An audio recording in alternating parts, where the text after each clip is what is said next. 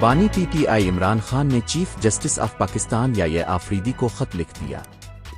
Chief justice of Pakistan یا آفریدی کو لکھے گئے خط میں بانی پی ٹی آئی نے کہا ہے کہ انصاف کے دروازے میرے اور اہلیہ پر بند ہیں، 772 دنوں سے تنہائی کی قید میں ہوں، 9x11 سائز کے کمرے کا پنجرہ بنا دیا گیا۔ بانی پی ٹی آئی کا کہنا ہے کہ 300 سے زائد سیاسی مقدمات قائم کیے گئے، پاکستان کی تاریخ میں ایسی مثال نہیں۔ بشرا بی بی کی صحت بگڑ رہی ہے لیکن ڈاکٹر کو معائنے کی اجازت نہیں دی جاتی۔ بانی پی ٹی آئی کی بہنیں سپریم کورٹ پہنچ گئیں۔ سپریم کورٹ کے باہر میڈیا سے گفتگو کرتے ہوئے علیمہ خان نے کہا کہ بانی پی ٹی آئی نے چیف جسٹس یا آفریدی کو خط لکھا ہے۔ انہوں نے بتایا کہ بانی پی ٹی آئی کا خط چیف جسٹس کو دینے کے لیے یہاں آئے ہیں۔